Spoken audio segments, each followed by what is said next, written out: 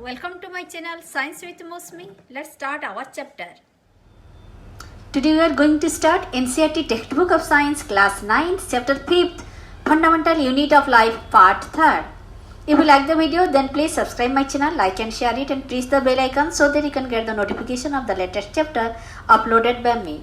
So in this part we are going to discuss about the nucleus, its 10 major functions, इसका 10 मुख्य कार्य क्या है, then about the cytoplasm और इसका काम क्या है, then we will discuss about the cell organelles.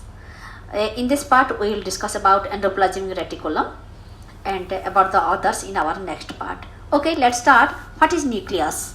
तो nucleus क्या है, जिसे हमने कहा था ए सेल कंटेंट्स बेसिकली 3 पार्ट्स और इसका सेल मेम्ब्रेन होता है, बीच में न्यूक्लियस होता है और न्यूक्लियस और सेल मेम्ब्रेन के बीच रहता है हमारा fluid part, liquid part, cytoplasm. तो फिर लेट्स स्टार्ट विथ न्यूक्लियस. तो इसके लिए हमने एक एक्टिविटी कर रखे. जैसे देखो हम एक ऑनियन पिल लेते हैं, ऑनियन पिल लेके वही प्रिपेयर्ड, इसमें हमको स्लाइड बनाना है. तो फिर हमने ऑनियन पिल के ऊपर डाले आयोडीन सॉल्यूशन. आयोडीन सॉल्यूशन क्यों डाले? क्योंकि उसको हमको स्टैंड करना है ताकि हमको पता चले कि वो कितना कंसनट्रेटेड है. ओके, तो आयोडीन सॉल्यूशन की जगह हम डाल सकते हैं सफ्रानिन भी डाल सकते हैं या फिर मिथाइलिन ब्लू भी डाल सकते हैं. ये सब किस पर्पज से है? इसको स्टैनिंग करने के लिए है. तो फिर ये डालने से क्या होगा, जैसे हम ये आयोडीन सॉल्यूशन डालेंगे इस ऑनियन पील के ऊपर, हम देखेंगे कि according to their chemical composition different regions of the cell gets colour differently. यानी कि किसी पर ज़्यादा गाढ़ा हो रहा है, some regions get darker than the other regions. तो किसी रीजन कम डार्क हो रहा है, यानी कि कम स्टैंड ले रहा है, तो किसी पार्ट ज़्यादा डार्कर हो रहा है. तो ये जो बीचों बीच डार्कर पार्ट है ना, सेल की बीचों बीच जो डार्कर पार्ट है वही हो गया हमारा न्यूक्लियस. इस एक्टिविटीज़ के लिए देखिए ये 5.7 क्या करना है हमको, एक ग्लास स्लाइड लेंगे, इसमें थोड़ा सा वाटर लेंगे और उसमें जैसे आइसक्रीम स्पून होता है उसी से हमारी चिक में से कुछ चिक सेल लेंगे और उसको हम स्लाइड के ऊपर स्प्रेड करेंगे. तो स्प्रेड करने के बाद स्लाइड में हमारे चिक का सेल है, उसमें मिथाइलिन ब्लू सॉल्यूशन डालेंगे, उसके ऊपर एक कवर स्लिप देंगे और देखते हैं कि इसके हमारे स्टैनिंग करने के बाद इसमें क्या क्या दिखाई देता है. माइक्रोस्कोप में देखेंगे, इसका रिजल्ट हमको अगले पेज में मिलेगा. इसमें क्या होगा, कुछ पार्ट डार्कली कलर्ड होगा, वो जो चिक सेल हमने लिया है, और कुछ पार्ट, और वही डार्कली कलर्ड पार्ट जो है ये स्पेरिकल है या फिर ओवल हो सकता है और ये डॉट लाइक स्ट्रक्चर हो सकता है और इस स्ट्रक्चर का नाम है हमारा न्यूक्लियस. ओके, तो न्यूक्लियस कैसे होता है, सेल में जो डार्कली कलर्ड स्टैंड होता है, स्पेरिकल और ओवल होता है, डॉट लाइक स्ट्रक्चर होता है न्यूक्लियस, वो कंसनट्रेटेड पार्ट होता है. तो फिर ये हो हमारा न्यूक्लियस. इस न्यूक्लियस के 10 बेसिक फंक्शंस है, कुछ गुण है जिससे हम इससे जानेंगे कि ये काम कर रहा है, ये न्यूक्लियस ये काम करता है, ऐसे दिखता है. ये सब न्यूक्लियस के बारे में हम 10 पॉइंट्स जान लेते हैं. पहले तो it has double layer covering. इसका जो कवरिंग है वो डबल लेयर का है, उसे कहते हैं न्यूक्लियर मेम्ब्रेन. First point. तो फिर इस न्यूक्लियर मेम्ब्रेन में कुछ छोटे छोटे पोर्स होते हैं. जैसे ये हमारी न्यूक्लियर मेम्ब्रेन इस तरह का कुछ रहेगा, तो बीचों बीच इसका कुछ पोर्स रहेगा. तो ये सारे जो पोर्स है इसे कहते हैं न्यूक्लियर पोर्स. ये सेकंड पॉइंट है. इसी न्यूक्लियर पोर्स से क्या होता है, ये साइटोप्लाज्म के साथ हमारा कम्युनिकेट करता है. It allows the transfer of material from inside the nucleus to the outside. Nucleus के अंदर से बाहर और बाहर से अंदर जो मटेरियल की ट्रांसफ़र में ये हेल्प करता है. पोर्स होगा तभी तो जा पाएगा. जैसे आप घर के अंदर बैठे हो, एक विंडो है, विंडो के थ्रू से आप बाहर की दुनिया से कनेक्टेड होते हो, ऐसे न्यूक्लियस के अंदर की जो मटेरियल है साइटोप्लाज्म के साथ वो जाना आना लगा रहता है पोर्स के थ्रू. थर्ड पॉइंट हमारा हो गया कि the nucleus contents chromosome. Nucleus में क्या होता है, अंदर की ओर जाकर जो क्रोमोजोम. क्रोमोजोम क्या है, ये रॉड सेपरेट स्ट्रक्चर है. यानी कि एक तो ये रॉड सेपरेट स्ट्रक्चर अगर हम देखें तो हम पहचान लेंगे कि न्यूक्लियस के अंदर ये क्रोमोजोम है. ये हमारा थर्ड पॉइंट है. तो फिर क्रोमोजोम किस हिसाब से हमको हमारे लिए इम्पोर्टेंट है? क्रोमोजोम जो है ये बहुत इंपॉर्टेंट स्ट्रक्चर है, क्योंकि इस contains information for inheritance of characters from parents to next generation. यानी कि जब पेरेंट्स से बच्चे बनते हैं तो फिर बच्चे के लिए जो सेल होता है वो जाइगोट के लिए हमारी पेरेंट्स से जो सेल जाता है ये क्रोमोजोम में ही रहता है। मम्मी के क्रोमोजोम पापा के क्रोमोजोम जाकर बच्चे की क्रोमोजोम बनता है। उसमें रहता है कि बच्चे की आँख नाक वो सब मम्मी जैसा होगा या पापा जैसा होगा। ये information for inheritance of character from parents to next generation. पापा मम्मी से नेक्स्ट जनरेशन बच्चे की ओर जो कैरेक्टर का इनहेरिटेंस होता है क्रोमोजोम के थ्रू से होता है। तो ये क्रोमोजोम बना किससे है? ये है 5th पॉइंट। ये बना है हमारा डीएनए और प्रोटीन से। Chromosomes are composed of DNA and protein. तो फिर क्रोमोजोम की देखें तो डीएनए और प्रोटीन से बनता है। डीएनए क्या है? डीएनए मॉलिक्यूल्स कंटेन, यही डीएनए ही तो कंटेन करता है information necessary for constructing and organizing cell. ये सेल कैसे कैसे आगे जाकर बढ़कर कौन सा काम करने वाला है ये सारे इंफॉर्मेशन रहता है डीएनए में। तो constructing and organizing the cell ये काम होता है डीएनए मॉलिक्यूल में होता है इंफॉर्मेशन। तो जो फंक्शनल सेगमेंट डीएनए की एक सेगमेंट जिसका नाम है जीन, ये होता है functional segment of DNA called gene. इसे जीन ही डिसाइड करता है कि आपका आँख का रंग काला होगा या भूरा, आपका बाल का रंग काला होगा या भूरा, आपका स्किन का कलर डार्कर होगा या लाइटर। इस सभी के लिए एक एक जीन होता है और ये फंक्शनल सेगमेंट ये डीएनए में रहता है ये जीन। ठीक है, तो जीन रहता है डीएनए में। डीएनए से और प्रोटीन मिलकर बनता है हमारे क्रोमोजोम। और क्रोमोजोम कैसे दिखता है? रॉड सेपेट दिखता है। इतनी बात क्लियर है? आइए अब 7th पॉइंट। तो in a cell which is not dividing, तो ये this DNA is present as part of chromatin material. हमारी एक क्रोमैटिन मटेरियल है जो कि विजिबल नॉर्मली वो रहता है सेल में। कैसे? हमारी 7th पॉइंट है क्रोमैटिन मटेरियल एक थ्रेड लाइक स्ट्रक्चर है। अगर पूछा जाए क्रोमैटिन मटेरियल क्या है तो क्रोमैटिन मटेरियल एक थ्रेड लाइक स्ट्रक्चर, ऐसे थ्रेड लाइक स्ट्रक्चर होता है जैसे हमारे थ्रेड लाइक स्ट्रक्चर होता है। पर ये जब डिवीजन सेल डिवीजन नहीं हो रहा है तभी ऐसा थ्रेड लाइक स्ट्रक्चर होता है। जब सेल डिवीजन के टाइम आते हैं यही chromatin material get organized into chromosome और ये बन जाता है रॉड। क्रोमैटिन मटेरियल पहले थ्रेड लाइक स्ट्रक्चर होता है पर बाद में जब डिवीजन के टाइम आता है ये बन जाता है क्रोमोजोम। यानी कि क्रोमोजोम कैसे बनता है? क्रोमैटिन मटेरियल से बनता है। Chromatin material normally thread like structure है, बाद में ये रॉड सेपेट ले लेता है जब डिवीजन के टाइम आता है। ठीक है, इतनी बात क्लियर है? तो फिर आइए देख लेते हैं नेक्स्ट पॉइंट। ये था हमारा कुछ points about the nucleus. Okay, आगे देखते हैं। न्यूक्लियस प्लेज एन इम्पोर्टेंट, इसका फंक्शन है तो for central role in cellular reproduction. Cell की रिप्रोडक्शन होता है, एक सेल डिवाइड होकर क्या होगा? 2 सेल बनेगा। तो फिर इसी को डिवीजन कहते हैं। इसके लिए हमारा रोल प्लेज करता है कौन? न्यूक्लियस का काफ़ी अहम रोल रहता है। It also plays a crucial part along with the environment and determining. और किसके लिए? The way the cell will develop at what form it will exhibit at maturity. बड़ा होकर यानी कि बाद में वो ग्रो करके वो सेल क्या काम करने वाला है, कौन सा ऑर्गन डेवलप होगा, ये सारे बात इसी न्यूक्लियस में ही छिपा हुआ होता है। तो फिर by directing the chemical activities of the cell, एक सेल की केमिकल एक्टिविटीज क्या होगा उसी हिसाब से वो उसी ऑर्गन का पार्ट बनेगा, वो ऑर्गन बनेगा। तो ये सारे अपना केमिकल एक्टिविटीज को सारे कौन डिक्टेट करता है, ये सारे डायरेक्शन कौन देता है? वो होता है हमारे न्यूक्लियस। ठीक है, तो फिर आइए देख लेते हैं प्रोकैरियोटिक और यूकैरियोटिक सेल में डिफरेंस क्या है। तो फिर क्या होता है ना, कुछ लोअर ऑर्गेनिज्म जैसे हमारे बैक्टीरिया, हमारे 2 टाइप्स ऑफ सेल होता है, प्रोकैरियोटिक सेल और यूकैरियोटिक सेल। तो प्रोकैरियोट्स जो कि लोअर प्राणी होते हैं और हमारे यूकैरियोट्स जो कि हम सब होते हैं, हायर एनिमल्स होते हैं। तो प्रोकैरियोट्स में क्या होता है, जैसे हमारे एग्जाम्पल हो गया बैक्टीरिया, इसी में इसका जो न्यूक्लियर रीजन है वो बहुत अच्छी तरह डेवलप नहीं होता है। जैसे ये स्पेशल न्यूक्लियर रीजन है बोल के डिफाइंड नहीं होगा, यानी कि वो उसका स्पेशल न्यूक्लियर मेम्ब्रेन नहीं होता है, तो फिर वो हो गया हमारा प्रोकैरियोट्स। तो ऐसे ही lower organism, such organisms which cells lack a nuclear membrane, जिस ऑर्गेनिज्म का न्यूक्लियर मेम्ब्रेन नहीं होता है उसे कहते हैं प्रोकैरियोट्स। एग्जाम्पल क्या? बैक्टीरिया। बैक्टीरिया एक प्रोकैरियोट्स है।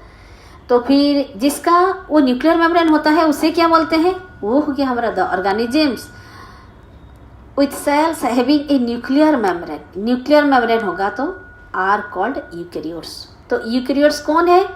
हम सारे multicellular organism including the human, ये सारे हो गए हमारे यूकैरियोट्स।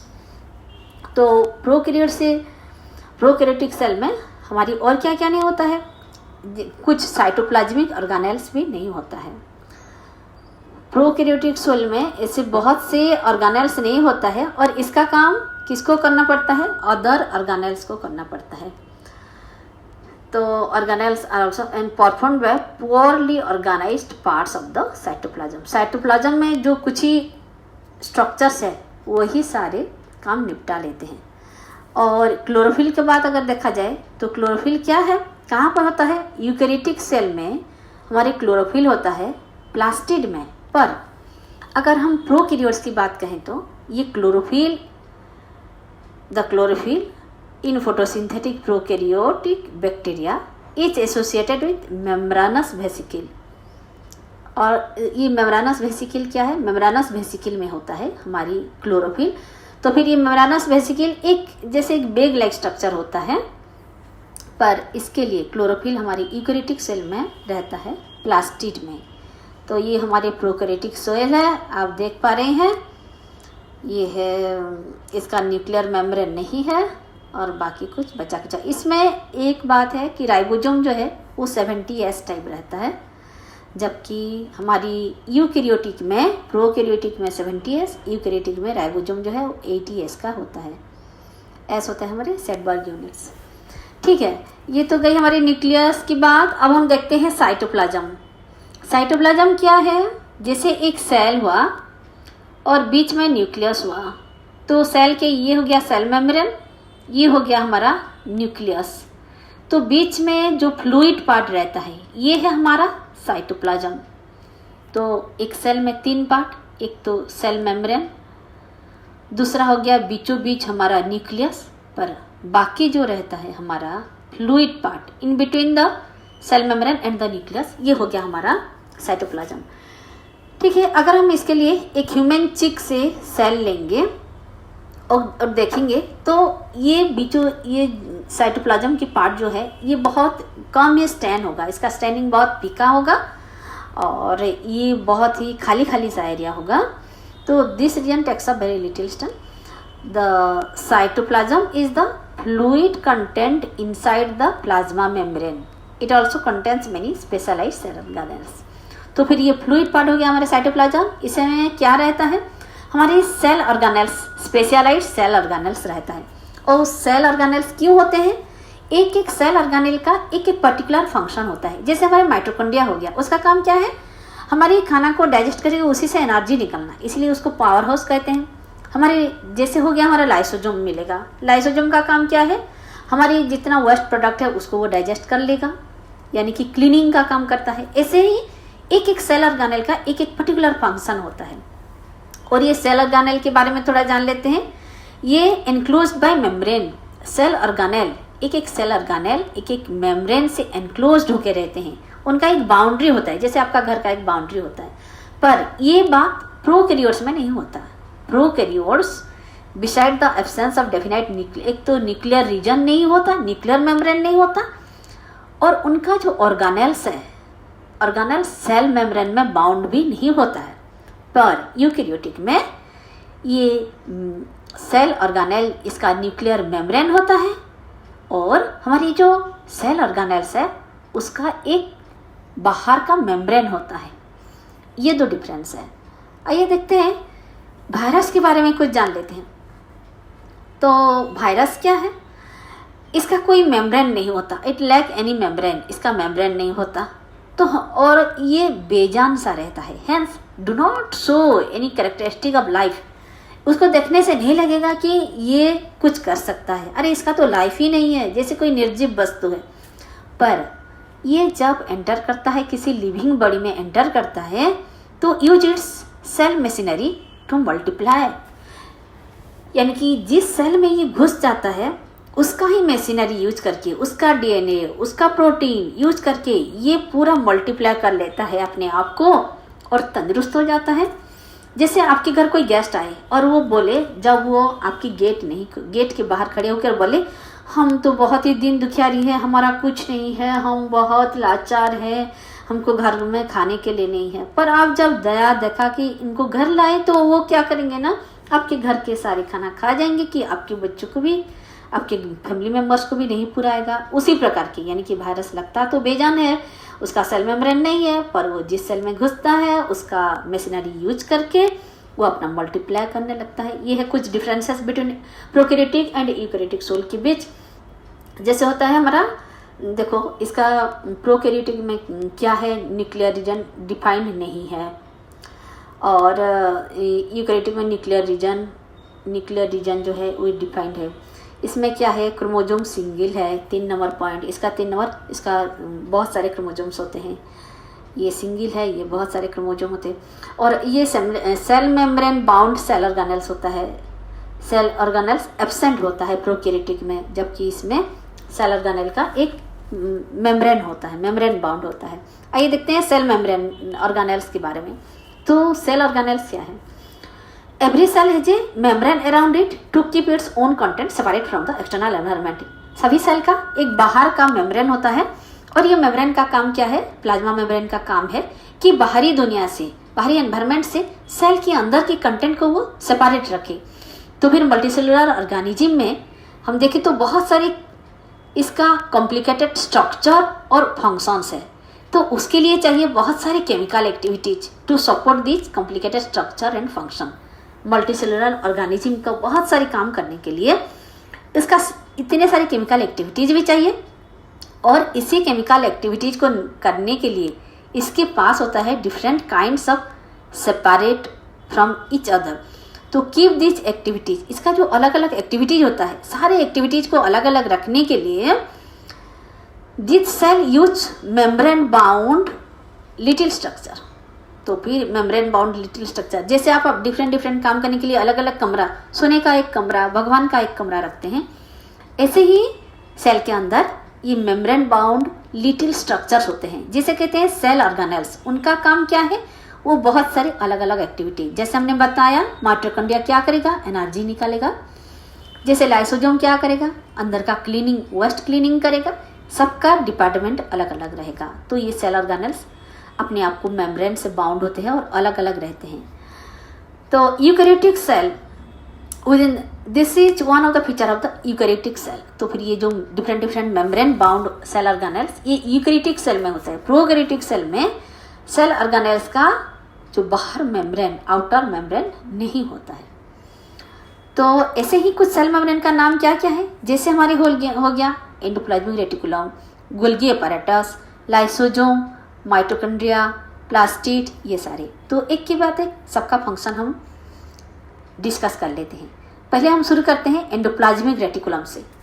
तो एंडोप्लाज्मिक रेटिकुलम जो है, ये एक large network of membrane bound structure है। तो लार्ज नेटवर्क है, यानी कि जैसे कि इसका स्ट्रक्चर मिलेगा किसके साथ, प्लाज्मा मेम्ब्रेन के साथ मिलेगा। ये मेम्ब्रेनस स्ट्रक्चर है और नेटवर्क होता है, यानी कि इधर से उधर फैला हुआ है। कहाँ से कहाँ तक फैला हुआ है, जैसे ये हो गया हमारा न्यूक्लियस और ये हो गया हमारा सेल मेम्ब्रेन, तो इसी बीच ये ऐसे फैला रहता है। तो न्यूक्लियस से साइटोप्लाज्म, साइटोप्लाज्म से न्यूक्लियस, और ये सारी चीज़ ट्रांसपोर्ट करता रहता है। ठीक है, ये है एंडोप्लाज्मिक रेटिकुलम का काम। तो फिर ये एंडोप्लाज्मिक रेटिकुलम ये किस फॉर्म में रहता है, एक ट्यूब लाइक स्ट्रक्चर होकर रहता है, या फिर बेग लाइक स्ट्रक्चर, जिसे वेसिकल स्ट्रक्चर कहते हैं। तो ट्यूबुल्स और वेसिकल फॉर्म में ये रहता है। और ये दो प्रकार के होते हैं, एक रफ एंडोप्लाज्मिक रेटिकुलम जो कि RER, और एक होता है स्मूथ एंडोप्लाज्मिक रेटिकुलम जिसे हम बोलते हैं SER। तो रफ एंडोप्लाज्मिक रेटिकुलम उसे ऐसा क्यों कहा जाता है?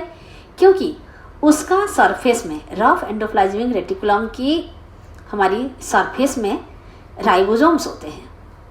तो ये ribosomes are attached to its surface. Rough endoplasmic reticulum के सरफेस में राइबोसोम अटैच्ड होते हैं। ऑब्वियसली किसी चीज़ अगर लटका हुआ पाया जाएगा तो फिर वो रफ ही लगेगा। ये राइबोसोम का काम क्या है? राइबोसोम प्रोटीन मैन्युफैक्चर करता है, प्रोटीन सिंथेसिस करता है। तो और जिस को सेल के जिस पार्ट को प्रोटीन चाहिए वो सप्लाई करता रहता है। तो हमारा स्मूथ एंडोप्लाज्मिक रेटिकुलम क्या करता है? ये हमारी फैट मॉलिक्यूल का मैन्युफैक्चर करता है। तो प्रोटीन बनाता है हमारे रफ एंडोप्लाज्मिक रेटिकुलम और फैट मॉलिक्यूल बनाता है हमारे स्मूथ एंडोप्लाज्मिक रेटिकुलम। अच्छा, तो ये प्रोटीन और लिपिड हमको किसके लिए चाहिए? ये हमको चाहिए मेम्ब्रेन, हमारी सेल मेम्ब्रेन की बनावटी के लिए, उसका बनाने के लिए हमको चाहिए प्रोटीन और ये lipid. They help in building the cell membrane.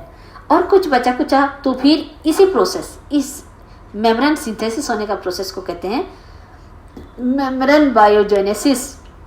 इसे क्या कहते हैं? मेम्ब्रेन बायोजेनेसिस, यानी कि मेम्ब्रेन बनना, उसका जेनेसिस होना, बनना, स्ट्रक्चर तैयार होना। और अदर प्रोटीन और जो लिपिड होते हैं उनका काम होता है कुछ एंजाइम्स बनाना, कुछ हार्मोन्स बनाना, ऐसे ही होता है।